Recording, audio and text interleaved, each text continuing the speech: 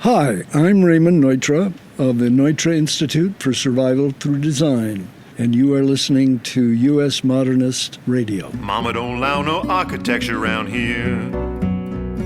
Mama don't allow no architecture around here.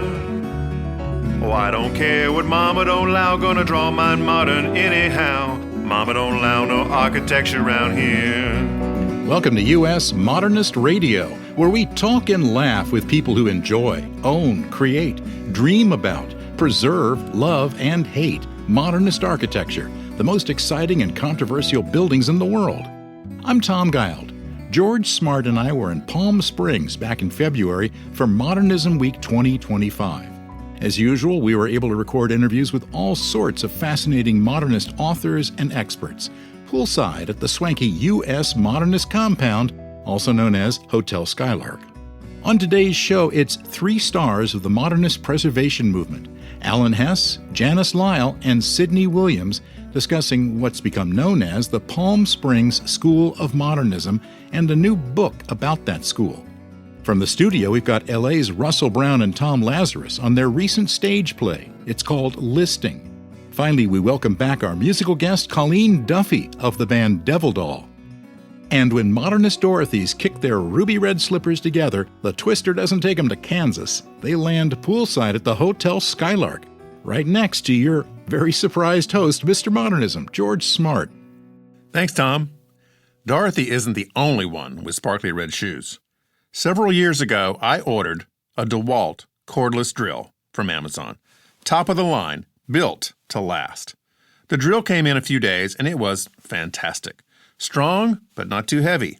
Good battery life. Quick to recharge. And I was drilling all over the place. Hanging art, fixing doors, all the things on the to-do list. Then about a week later, I got an email from Amazon that said, George, if you like this DeWalt cordless drill, you'd love these shoes. And it showed me a photo of red rhinestone men's shoes that look like cowboy boots with a silver toe cap. Light bounces off of them just like Dorothy's. This Amazon algorithm was spot on, and I instantly bought the shoes. They are awesome, but as it turns out, they have somewhat limited practical use. Yeah. You can't show up in these to a funeral or a Chamber of Commerce meeting or in court or to confession or to the school pickup line. But for anything modernist, a tour, a party, a talk, an exhibition, it's on. These shoes stop people in the streets. I'm considering getting an OnlyFans page because so many people want photos. Thank you, Amazon. I think I'll order a blue pair. US Modernist Radio is underwritten by Diane Bald and the Budman family, restoring significant architecture in Toronto, Los Angeles, Malibu, and Palm Springs. He's the Ryan Seacrest of Modernism Week in Palm Springs, a respected longtime host of multiple panels, insightful talks, and glamorous parties. Alan Hess is an architect and highly prolific author for mid-century modern. With a BA from Principia College, Go Panthers! And a master's in architecture from UCLA, Go Bruins! He's written books on Frank Lloyd Wright, Oscar Niemeyer, and John Lautner, among many other topics, and he's co-author of a new book, The Palm Springs School. Joining Alan with a PhD in art history from UC Santa Barbara, Go Gauchos! Gauchos, Janice Lyle has spent 4 decades championing architectural preservation, earning a Lifetime Achievement Award from the Palm Springs Modern Committee, PS ModCom. She's been executive director of both the Palm Springs Art Museum and the Sunnyland Center and Gardens. Joining Janice, Sidney Williams is a former curator at the Palm Springs Art Museum and led the movement that transformed the 1961 Santa Fe Federal Savings and Loan Building into the vibrant Beth Harris Architecture and Design Center. Sidney drew inspiration from her artistic dad, John Kerner, and her architect father-in-law, E. Stewart Williams. Now we go poolside with George, Alan Hess, Janice Lyle, and Sidney Williams. Alan Hess, here at Modernism Week, you're kind of the Ryan Seacrest, aren't you? I mean, you're hosting everything. Well, there's a lot going on. I prefer to think of Ryan Seacrest as the Alan Hess of broadcast news or whatever. Yes. But go ahead, George. Yes. This is the 20th anniversary of Modernism Week, and it has a great high profile this year. Lots of exciting events. I think I read somewhere there are 450 or 500 separate events happening? Well, some are repeated, so Okay. that's the actual numerical number of events, but I think they're not 450 individual events. Well, we won't quibble. We'll just take the big Right. number. It's impressive. Right. It's very impressive. Yeah. Now, how did Modernism Week start? Well, there were a group of us that were involved in preservation and education, and we got together because Jacques Cousin had brought the Modernism show to the convention center on the President's Weekend. Yeah. And I had been organizing symposia since 1999 at the museum, and he made the suggestion that we have the symposium on the second weekend and program a week of activity. So a bunch of us met in the museum cafe and sat around and talked about what could we do, what kind of programs could we add. So it started off with a few bus tours, a few lectures. We were filling in the Wednesday, Thursday, the midweek part. And then after a few years, it became a 501c3, and you can see what's happened now. There Yeah. are many, many staff members, many hundreds of events, and it's got commercial endorsements, and it's worldwide recognition. So it grew, and we showed the city of Palm Springs that it had an economic impact because of, they call it heads on beds. They were able to get behind That it. should be a T-shirt somewhere. Yeah. Well, Modernism brought heads on beds. So they started realizing that this was good for tourism here in Palm Springs. So we kept statistics about how many people attended, and it just grew from there. So, yes, it's been a phenomenon. And Janice, you were at Sunnylands for years and years, and they were an early partner of Modernism Week in doing tours? Well, actually, first I was at the museum for Okay. many years, and so the Palm Springs Art Museum was a primary partner driver of the Modernism Week activities. And then after the museum, I went to Sunnylands, and yes, they were connected in a range of ways, offering programming, and actually the hot ticket in the early years was getting in to see Sunnylands and being able to actually get a ticket ahead of time, months in advance. That only happened during Modernism Week. And it's still pulling in thousands of visitors every year. Yes. Oh, yes, it is. About 120,000, I think, Wow. Visit Sunnylands, the public space, and of that, maybe 30,000 visit the house each year, Okay. largely because of capacity. Yeah, sure. Now, for those people that don't know, what is Sunnylands exactly? Sunnylands was the winter home of Walter and Leonore Annenberg. It was designed by A. Quincy Jones. Huge house, 25,000 square feet on a 200-acre estate in Rancho Mirage, California, so adjacent to Palm Springs. Today, it is a high-level retreat center working toward fostering international agreement. So the house itself... Are we agreeing on anything internationally? I don't think so. You must not be very busy. Actually, I'd like to believe they're being very busy. Oh, that's cool. The book is The Palm Springs School. It is looking to explain and shape the dynamic of architecture and design here in Palm Springs. A question I asked Alan before you all got here was, Alan, so the Palm Springs School, what's the mascot? We're still working on that. The fighting gas The station. fighting gas stations. Or gas attendants, maybe.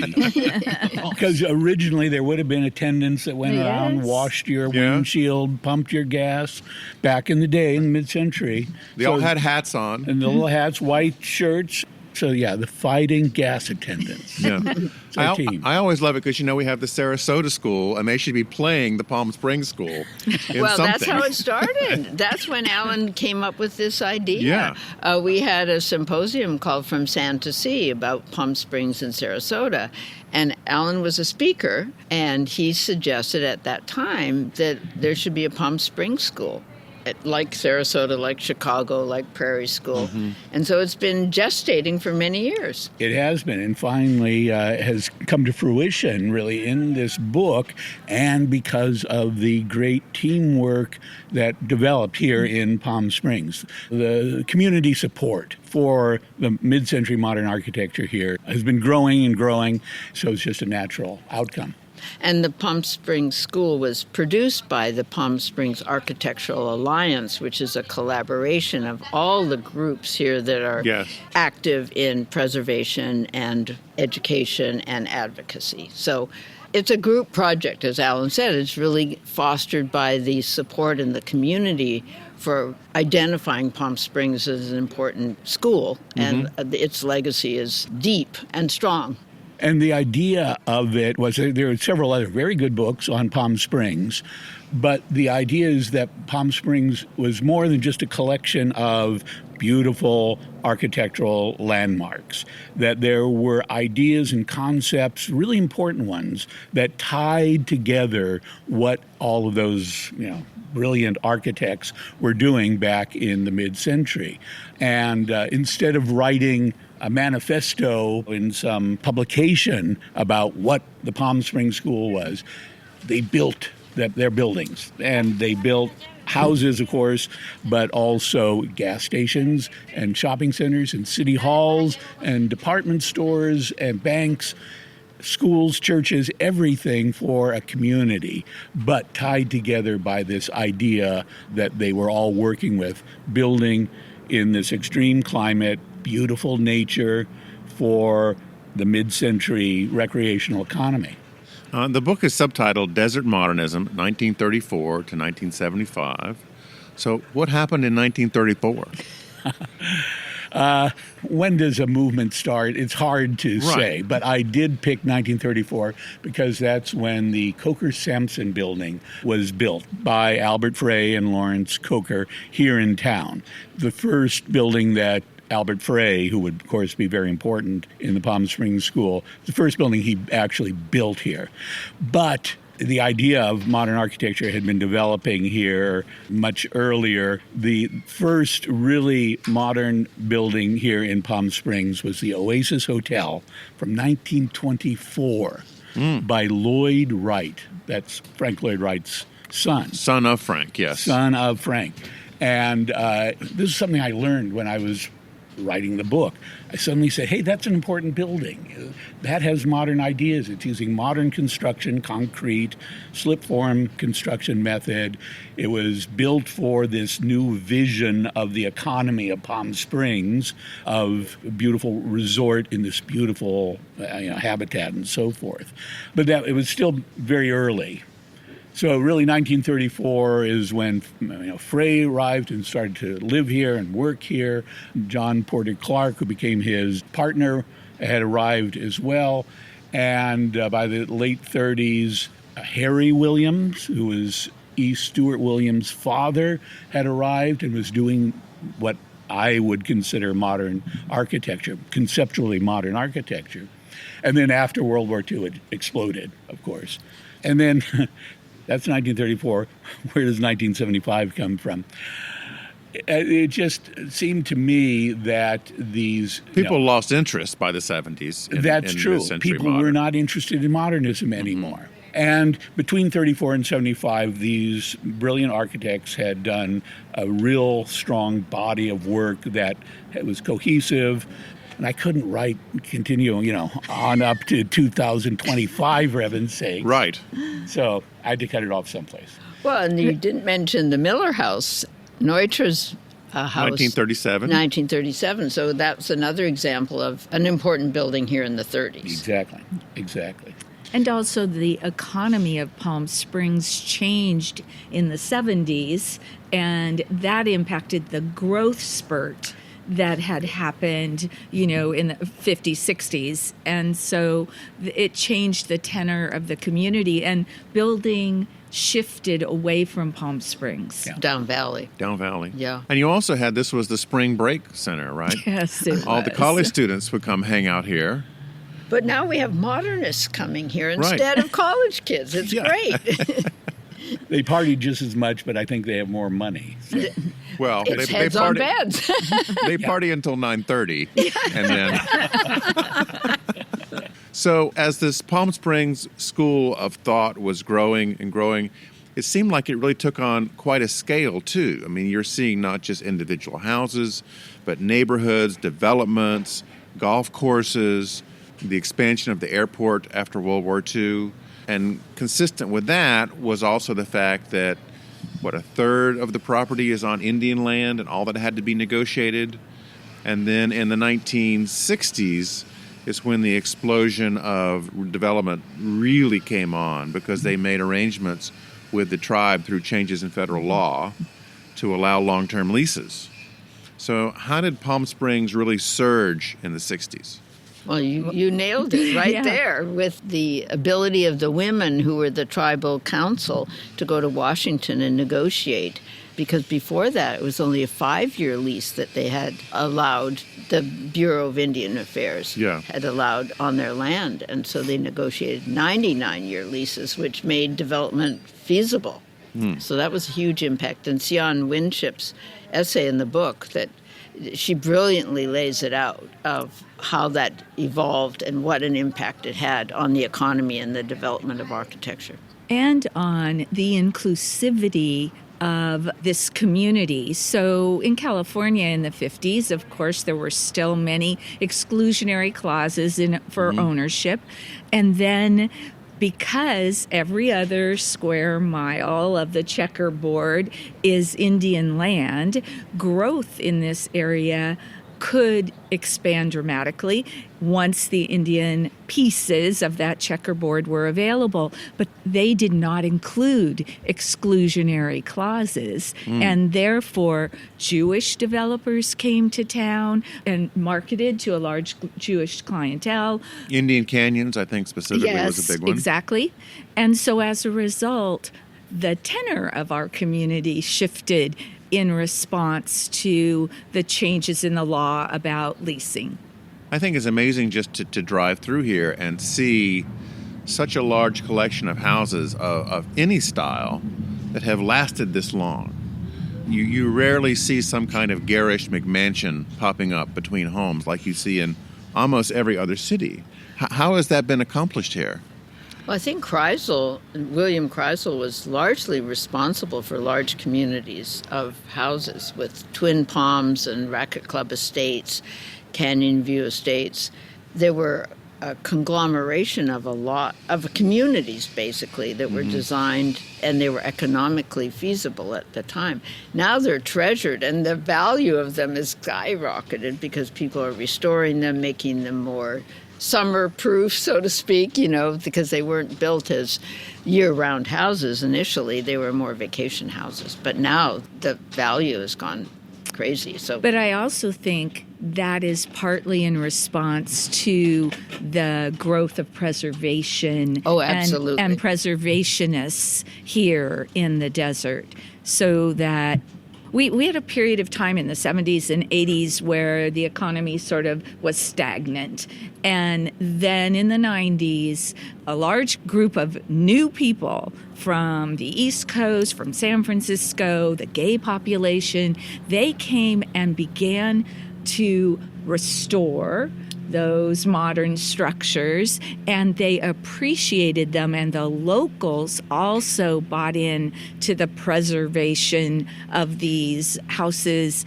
And so we're proud of the breadth of preservation support in this community. And a lot of people attribute it to the publicity when the Kaufman House was completed, the restoration of the Kaufman House, Richard Neutra's fantastic That was 95 approximately? Yes. It was finished in about 97. Okay. But it received worldwide publicity. And so people woke up and said, oh, there's something happening in Palm Springs, and there's a lot of important architecture there. But I think the Kaufman House was kind of the catalyst for that. And it shows the lesson for today, which is historic preservation, adaptive reuse, remodeling of historic buildings for new uses is an economic underpinning for cities today. for neighborhoods, for communities today. And it's happened here in Palm Springs in so many good ways, all based upon good architecture originally built here. So that's a lesson. You don't have to tear down your old buildings, your own neighborhoods. You can restore them, revitalize them, and they can be just as good for another 50 years. For a long time, Palm Springs had the only modernist Kentucky Fried Chicken, I believe. And now which it's is boarded sadly up. closed. Yeah. And who's going to repurpose that? I'm hoping somebody, because it was really cool. Okay, well, I might dispute that a little bit.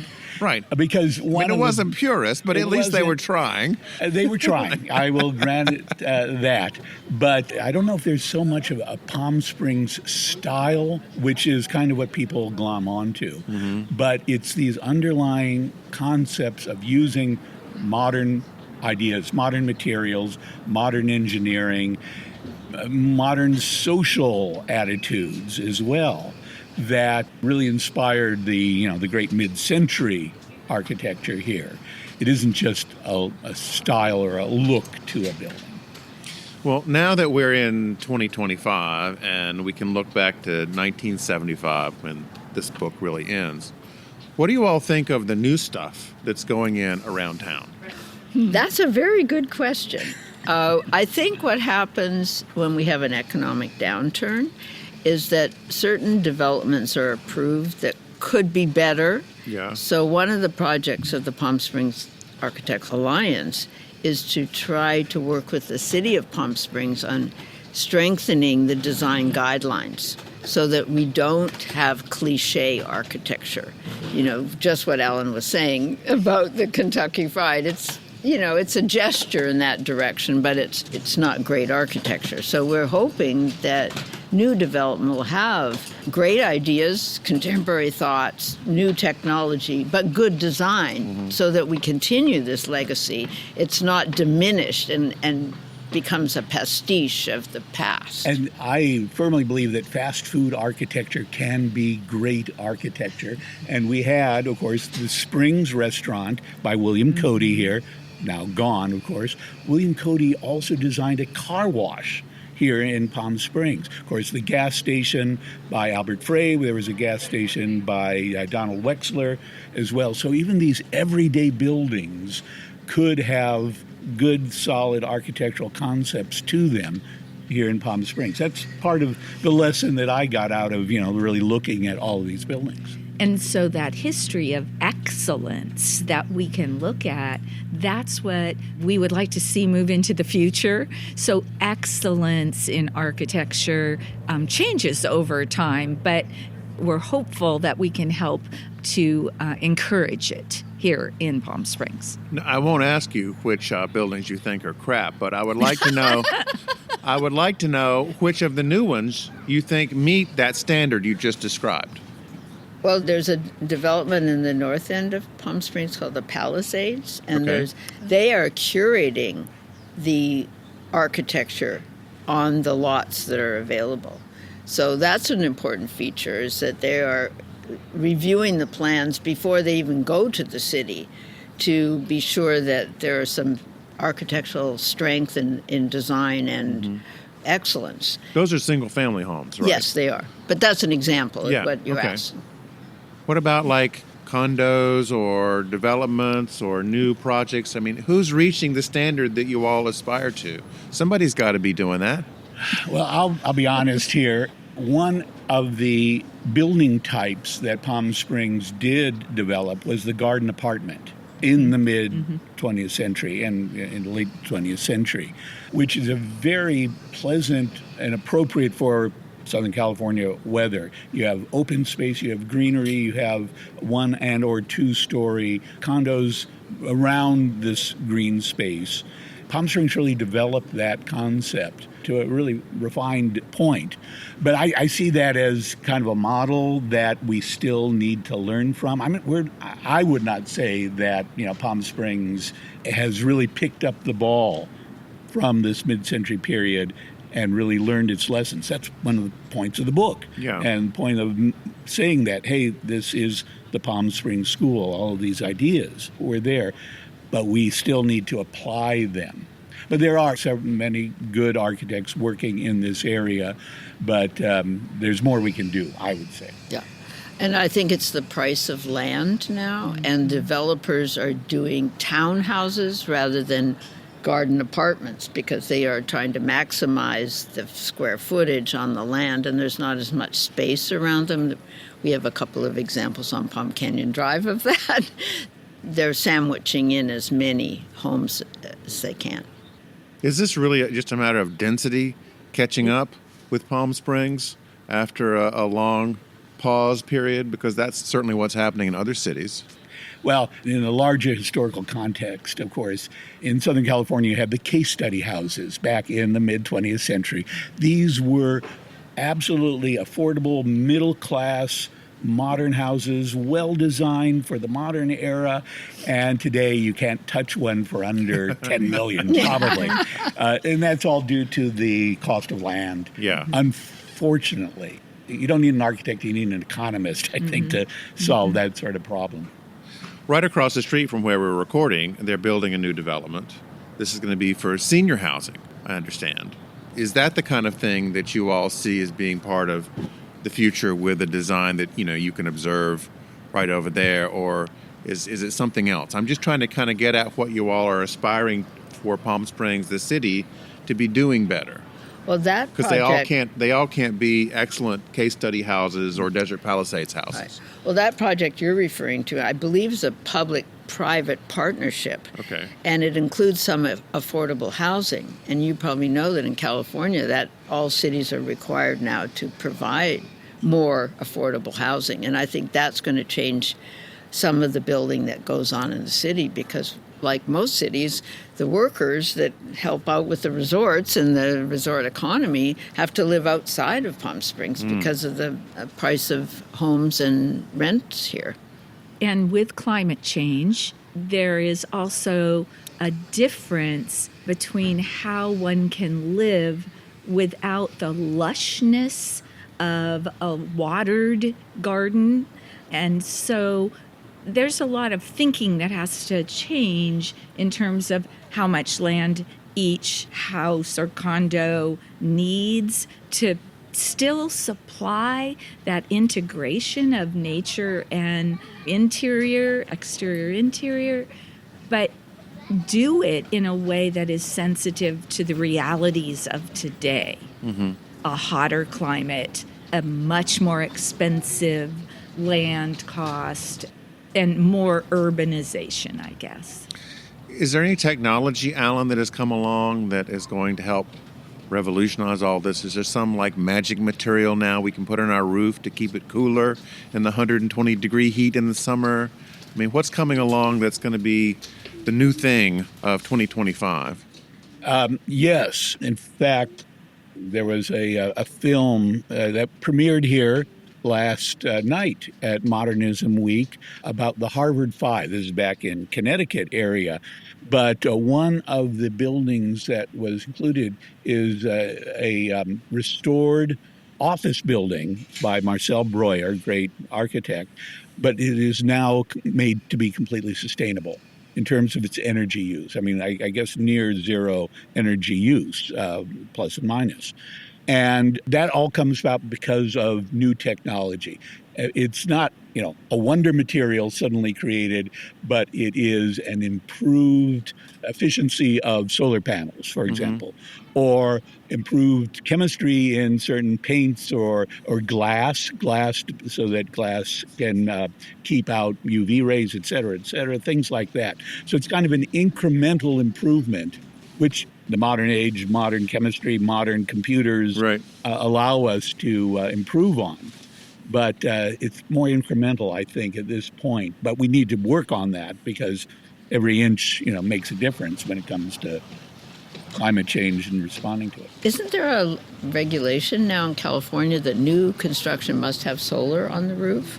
I don't know. I think that maybe, if it's not actually in place, it's been discussed. Because California, obviously, it's a great spot for solar panels. Yeah. And particularly out here, there's a lot of sun, right? I read a lot of random news, and one of those pieces is about the fact that your airport here is planning a major expansion. It's going to build a brand new terminal building, going to bring a lot more people in here. So how is Palm Springs going to adapt to this even greater influx of residents and tourists? Go, Ellen. That was a big question. Yeah, I mean, this gets beyond architecture. Though architecture needs to understand those economic trends, those population trends. Things grow, and so there are some architectural responses possible to that.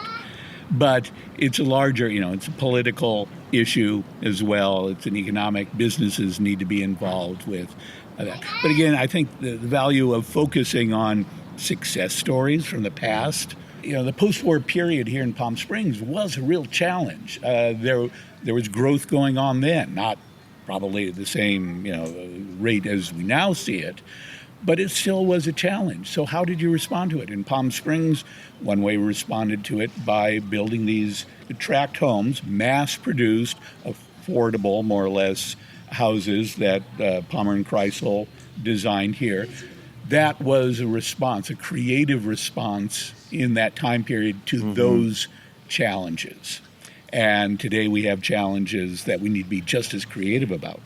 And we included references in the book to the fact that the architects who were doing that work were a really good collaborative team, and they met regularly, they talked through issues, and so there was a shared kind of approach to managing the growth. Some of their suggestions were ignored, of course, but they played an active role, the architects. And that was also a time when there were, of course, many fewer people, and so they could get together, and it was that kind of everybody pulling together at the same time. Yeah. To Well, make there it are happen. a couple of projects like the tram project, the lower tram station and the upper tram station.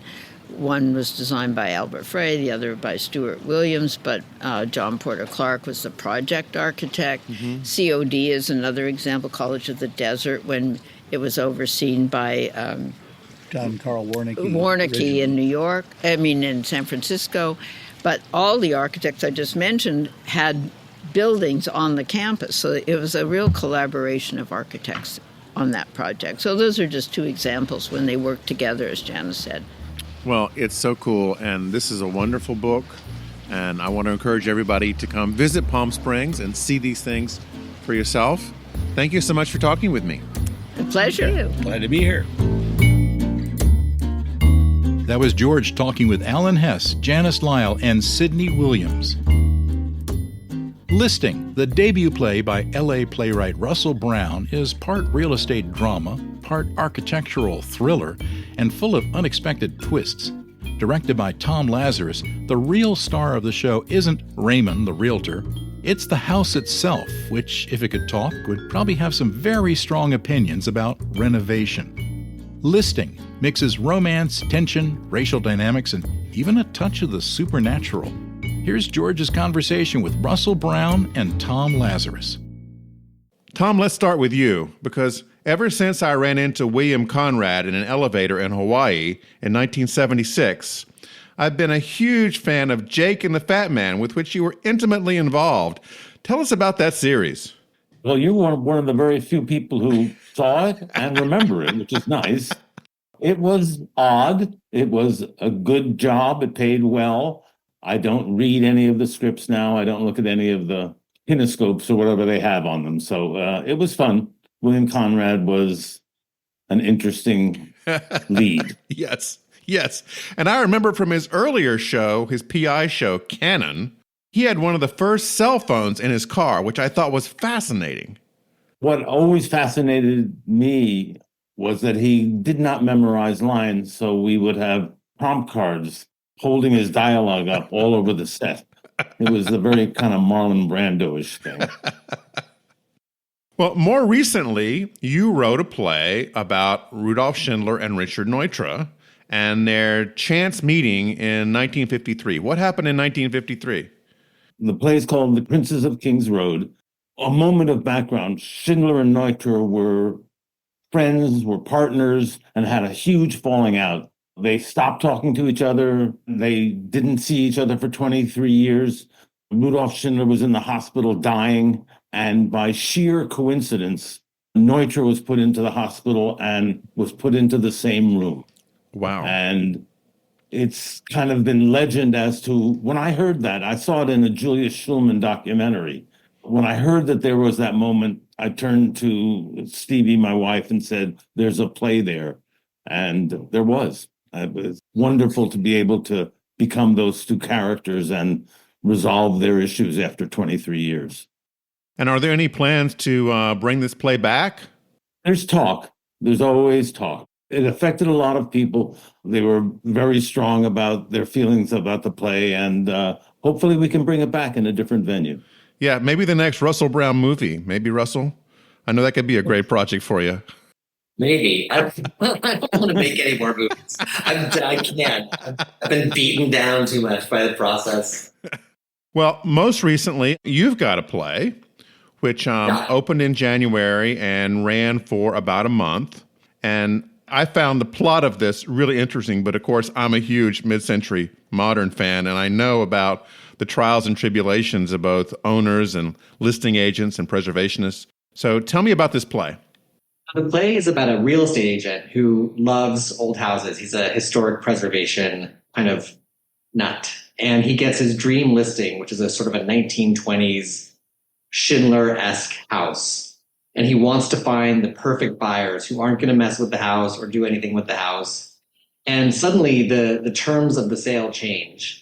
And he has to kind of adjust his plans for how he's going to deal with this dream listing. And he goes to kind of extreme measures to get the house into the hands of the right buyers. And it's about the consequences of what he does to sell the house to the people he wants to sell it to. Does he lash himself to a tree or something in the yard until something happens? Do we have any good drama in there? He would if that would have helped. He does everything he can, and he pays the price. Now, Tom, what's your role in the play? I'm the director of the play. Okay. That's the end of my role. Okay. I just direct. I think that's the shortest director statement ever. Thank you very much. We've set Good night. We've set a Guinness record here. Well, the funny thing about directing is someone asked me this a day or two ago about directing. And, directing is actually about 1,000 jobs. You know what I mean? Like, people think directing is like, hey, actor, do this. But it's actually about 1,000 different things other than that. It's the light coming through the window. It's what the audience hears when they're walking into the theater. It's directing is not just this vision of sort of sitting in the seat and telling actors what to do. It's creating the whole world of this. Directing asks so much, so many different things of a director. You have to be a father and a psychologist and a traffic cop and a disciplinarian and a coach. You need all of those skills to make it all work. I know Russell is a good director. I'm a good director. It's nice to have two people who are familiar with what it takes to be a director working on this project. And David Hunt Stafford as well is so experienced. There's a good team that was working on this project, and I think it paid off. It's spring now, but when we recorded this, it was during January when the LA fires had broken out. And you all put on some panels of experts to talk to people after the plays. Who are some of the people that you had talk to the audiences? Well, so at the last weekend's performance, we had Francis Anderton, Brian Lind. Francis Anderton is a very well-known LA architect. KCRW, yes, Yeah, she's been writing about architecture in LA for, since the 80s. Brian Linder, who is sort of the template for our real estate agent in the play. He's an agent, but he's also an architect, and he tries to sort of place architecturally significant houses in the hands of the right owners. A guy named Chris Nichols, who is an ardent preservationist, started the LA Conservancy's Modernist committee. Okay. And the fourth guy was a guy named Dan Brunn, who's an architect in LA and has sort of faced a lot of the dilemmas that go on in this play. He has a client who wants to mess with a house, and he's the architect, and kind of what do you do in that situation? So he was coming at it from the architect's perspective. And next week, we're going to have Crosby Doe. Crosby Doe is sort of the first guy who specialized in LA selling. He's the Yoda of mid-century modernism, really. He's the Yoda of architecturally significant properties and selling them. That is true. Now, I know a lot of people dream of writing a play about their favorite subject and putting it on. So how does that happen? Do you just go rent a theater? Is that basically how it works? Well, what happened here was, it was kind of a funny thing because I wrote the play and then I kind of do what I do with everything I ever write, which is I sort of throw it away because I think it's terrible. And then I had this manager and he said, "What are you doing with your life?" And I said, "Well, I wrote this play," and he read it and he really liked it and he knew David and he sent it to David. And then it was in this kind of new play reading series that they do at the theater. And the audience really reacted well to that sort of staged reading. And then it went from there. But there's one correction, the dream for me isn't so much writing the play. The dream for me is working with great people and having a great experience, because that doesn't always happen. So that's what happened here. The cast is all great. Tom's great. David's great. Nothing can make you happier, I think, as a creative person than working well with other people. It just feels really good. Well, I know you've got to bring this production to Modernism Week because The Princes of Kings Road, I know, was done there a few years ago. Yes, it was. Fun venue to be in. You were in the Palm Springs Art Museum for that? Yes, it was great. It was a nice show. The actors were good. The audiences were good. It was fun to do. It's always fun to do theater. Yeah. Frankly. Yes, I have theater in my background. I was a one-trick wonder, appearing in Oliver as one of the boys in 1973. And then I retired from acting, and everyone has applauded me ever since. You played Oliver in the musical? No. I was just one of the kids. Oh, okay. You were Fagin's kid? Oh, yeah. We just ran around and ate Vienna sausages a lot because they had us eat on stage. But I digress. Let's move back to you guys. How has audience reaction to the play been so far? It's been good. I've learned a lot about the play by listening to the audience. And it turned out that they found it more entertaining and funny than I had ever thought the play was. Was that true for you, Russell? Yeah, I mean, I always hoped that they would find interesting things, There's some things that, I think I should take pride in. I think the actors should take pride in. I think Tom should take pride in. We get a joke out of the word Gewünschtramwerk. There's jokes in there that you think how'd you get a joke out of that word? And it's true. There's some jokes that play that are kind of sophisticated ideas to turn into humor. And I think that is kind of fun. When those things work, you're like, oh, that's great that worked. And that's a lot to do with the actors. The other thing that really surprised me, we have a very dramatic, fiery, chaotic climax. And it comes a couple minutes right before the very end. But when we finished it, the opening night audience applauded. And they applauded the theatricality of it. And that was really wonderfully exciting for me. I mean, I just want to follow up on what Tom says about that, because I think one of the sort of surprises of the play, is you think you're walking into this play and these people are kind of flowery about architecture and it's all of this kind of reverence of light. And then when you get to the end and it's this kind of thing that happens, I'm not going to say what happens, but it's very visceral. I think people are really surprised about where this goes. And that's fun to watch them realize what's happening. Is I looked at the audience during the climax and they're smiling and laughing and clapping. It's extraordinary, for me at least. I loved it. I loved that moment. Yeah, I got to say, Tom, this is a very small theater company and it's limited resources, and what Tom was able to create, given the tools he had to create it with, you got to give a lot of props to a director who's really figured out how to, in the script, it's hard to imagine how you're going to do this with the resources that, that we have for this. And he figured it out. Oh, we all figured it out. I think it was a joint effort. Well, I can see you taking this on the road. There could be Palm Springs, Sarasota, Chicago, New Canaan, Connecticut, Columbus, Indiana, all the big hot spots for mid-century modernism. I love it. Yeah. Bus tour. All get buses and Winnebagos. Let's do it. Yeah, and T-shirts. You got to have the tour T-shirt, right, with all the cities on the back. Coffee mugs, everything. We're there. Russell, Tom, thank you so much for coming on the show. This has been a real pleasure, and I hope that we'll see this play in cities around the country soon. Wouldn't it be great? Thanks, George. Thanks, George. That was George with Russell Brown and Tom Lazarus. The band Devil Doll, fronted by returning musical guest the endlessly cool Colleen Duffy, serves up a fiery mix of rockabilly, punk, and noir-soaked swagger. Her track Faith and Love even made its way onto Buffy the Vampire Slayer, because what's better for a supernatural showdown than a song with bite? With 3 killer albums, Lover and a Fighter, The Return of Eve, and Queen of Pain, Devil Doll proves that vintage vibes and raw rebellion never go out of style. Here's George's conversation with Colleen Duffy.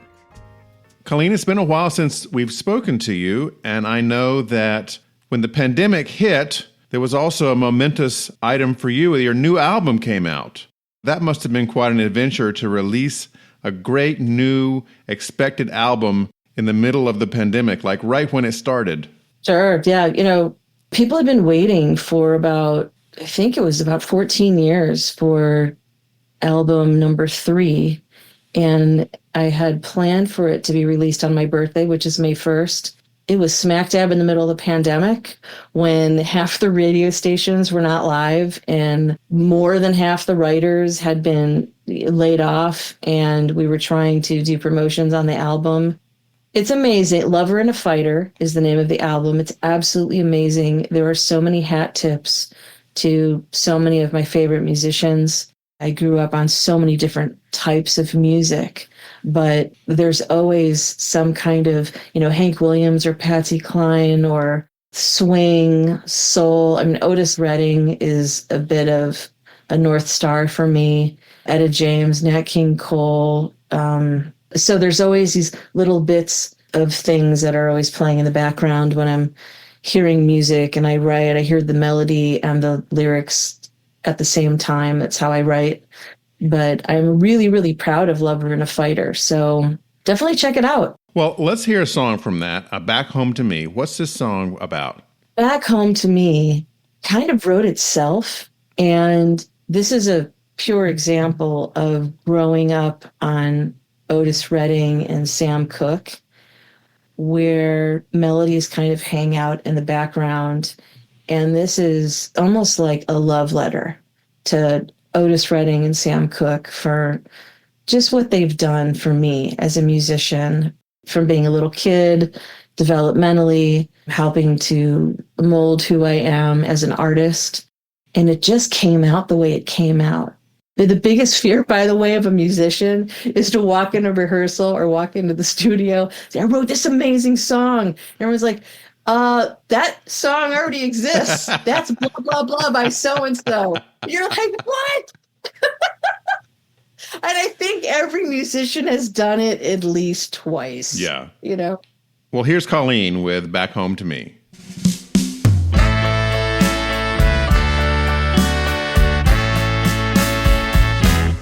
In the skies they all fall down without you around, and the birds refuse to sing. They won't fly or spread their wings, and the time it ticks so slow. Wonder if the wind will blow you back home to me. Oh. And the sun refused to shine at the thought that you weren't mine, and the skies they grew so cold, so gray and so alone, and it rained for days and days like teardrops on parade, with my name on your heart, in my hair, in your hand. Would you work the line for me? Would you be my man? Well, I would do anything for you if you never asked me to, because I love you.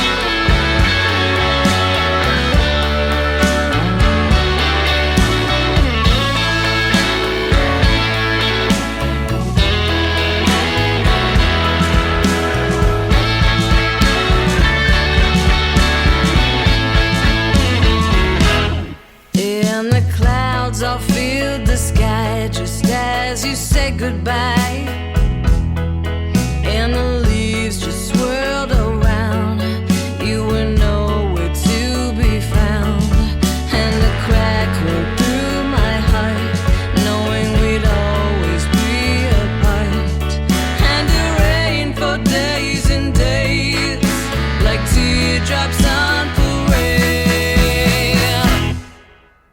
With my name on your heart, in my hair, in your hand, would you walk the line for me? Would you be my man? Well, I would do anything for you if you never asked me to, because I love you. Oh, yeah.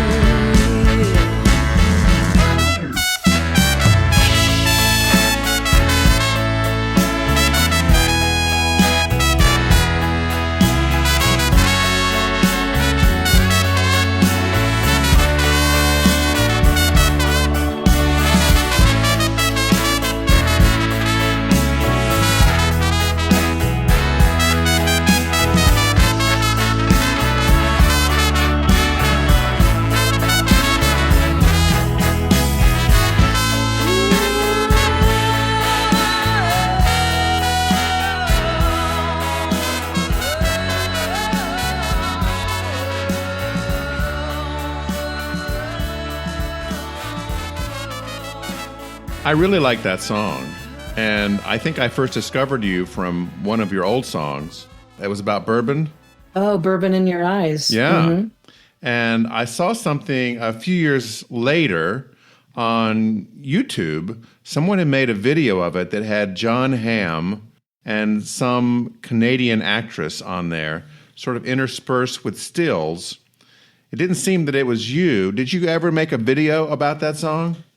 No, a lot of people have, though. Yeah. There are a lot of videos for Bourbon in Your Eyes. I hope those royalties are somehow magically being collected. That would be amazing. But that is probably the most popular. Man, this song was written 25 years ago. Well over 20 years ago. It's definitely probably the most renowned of all the Devil Doll songs. People shout that out from the crowd. We're definitely not getting out of the club in one piece if we don't play that song.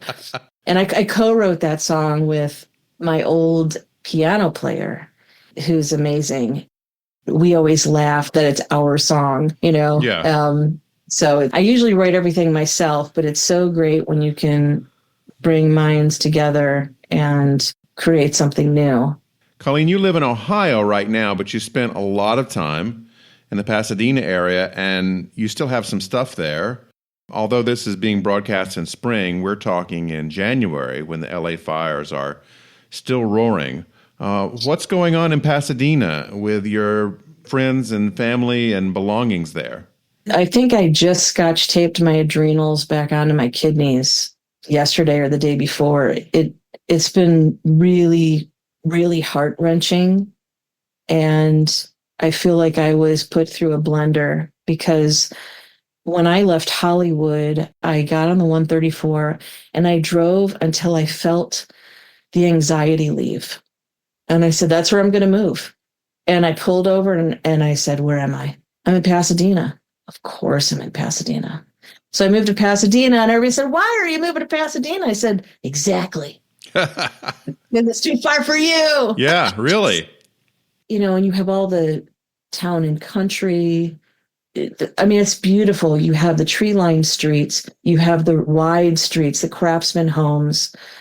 It's so beautiful. It reminded me of Cleveland. Mm-hmm. And of living in neighborhoods with real people. The architecture had so much character. Even in Old Town, if a store comes in to Colorado, they can't just put garish, ridiculous colors with gross letters. It has to pass the city. The city is very protective. Pasadena has always been a stickler for even landlords. You can't half-ass your way through doing remodels or upgrades. And I love that about Pasadena. I loved everything that Pasadena had to offer. I started collecting vintage in the 80s, and my entire collection, vinyl, books, vintage art. My mind is trying to focus on all the stuff I have in storage. Yeah. When I was watching the news, because my mom called me. She said, Colleen, you have to watch this. This is a really bad fire. This is really serious. And I'm thinking, oh, there's fires every year, right? I mean, it's always unfortunate and it's heartbreaking, but I jumped on the TV and I'm like, wait, hold on a second. This is a different ball game. And then I started texting my friends and they started evacuating. And my one friend sent me the footage as she was running out of her home. Ooh. And they had already lost power. It was at night. And you just see the flames from inside the house. The windows were covered in fire. And you just hear her say, bye, house. Oh. It is heartbreaking. By the way, Altadena is not for sale. And I just have to say that because everybody that I know of is standing strong and they want to rebuild because there's something very special about Altadena. So you're talking about the developer investor types that are coming through and prowling for bargains. Yeah. Truly disgusting. It's overwhelming. It's hard to process even because I'm in Ohio. And even though everything was burning down, I wanted to get on a plane and I wanted to go. I'm so protective of Pasadena and Altadena. I wanted to go and fight fires. I was like, what is happening right now? I wanted to get on a plane. I wanted to put on the stuff and grab the hoses and the pails of water. If you want to contribute to the recovery effort in Altadena and Pasadena, the LA Conservancy is leading the movement to collect resources from architects, builders, planners, and others to support the people in these communities. Colleen's new album is A Lover and a Fighter. We're going to close out with this last song, Steel Town Heart.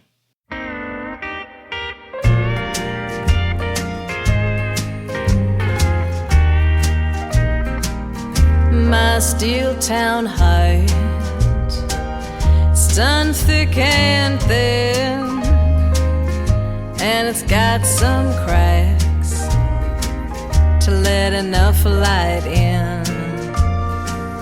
So I tip my hat to the city of sin, 'cause I can't buy a ticket to where I've been, and I can't keep track of all the hearts I've broken. I can't take back all of the words I've spoken. I've lost my way more times than most, but never lost my aim from the coast to coast.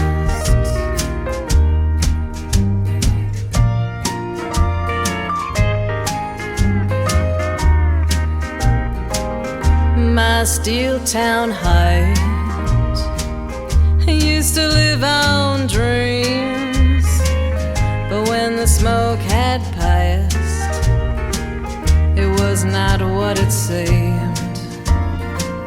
For all the stars were dead, the glitter was not gold, and it was always sunny, the hearts were always cold.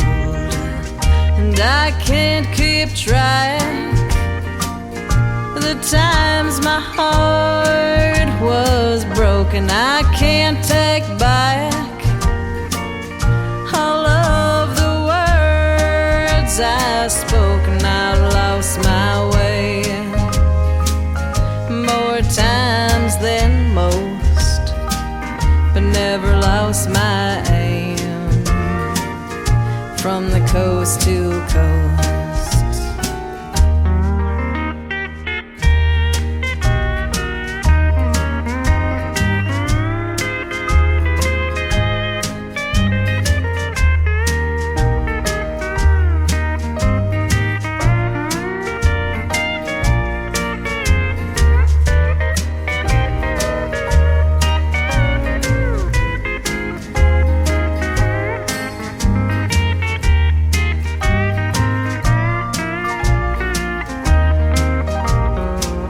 And I can't keep track of all the hearts I've broken. I can't take